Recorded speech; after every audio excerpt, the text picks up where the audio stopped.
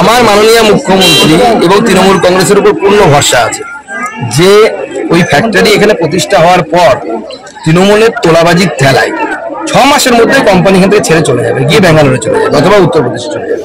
রাজ্যে তোলাবাজি বন্ধ না করলে সেমি কন্ডাক্টর 6 মাসে বন্ধ হয়ে যাবে বলে কটাক্ষ করলেন রাজ্য বিজেপির সভাপতি সুকান্ত মজুমদার। এদিন হাওড়ার আমতা 2 ব্লকের ত্রাণ বিলি করতে এসে সাংবাদিকদের প্রশ্নের উত্তরে এই কটাক্ষ করেন। তিনি বলেন, রাজ্যে আমাদের আসন কমেছে, তবু সেমি কন্ডাক্টরে তিনি কলকাতার কথা তুলেছেন। তিনি এই প্রসঙ্গে রাজ্যের মুখ্যমন্ত্রীর প্রতি কটাক্ষ করে বলেন, আমি হলফ করে বলতে পারি তোলাবাজি বন্ধ না হলে 6 মাসে সেমি কন্ডাক্টর উঠে অন্য রাজ্যে চলে যাবে। যতই এ রাজ্যে জমি আছে বলে বলা হোক না কেন, বাস্তবে তাই হবে।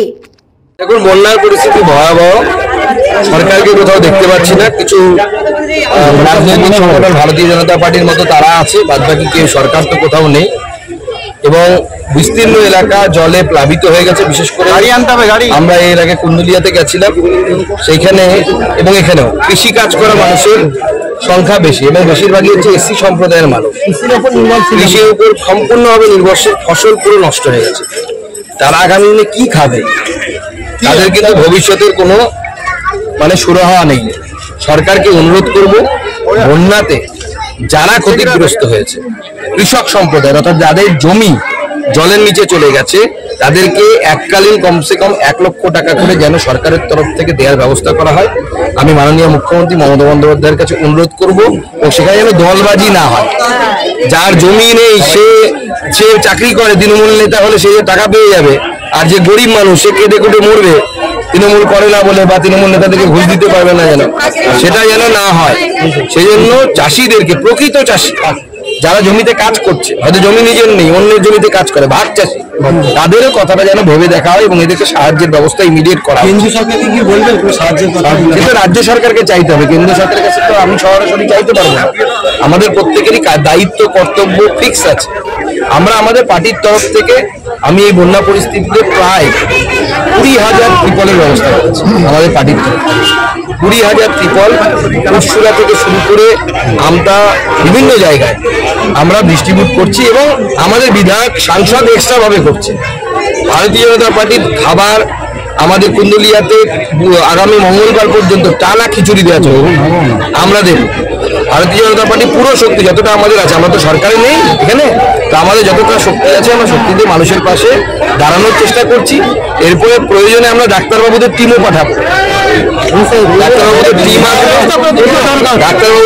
আসবে এবং আমরা চেষ্টা করছি গরিব জায়গাগুলোতে খিচুড়ির ব্যবস্থা করা বা ড্রাই ফ্রুটের ব্যবস্থা করে। এখানে আমরা মুড়ি বিস্কুট দিলাম, আর কিছু কিছু লোককে ত্রিপল দিয়ে মুড়ি বিস্কুট চানাচুর দিলাম এবং কিছু কিছু মানুষকে ত্রিপল। সেখানে আমি কাউকে দেখতে পাইনি, আমি তো কাউকে দেখতে পাইনি এখনো পর্যন্ত।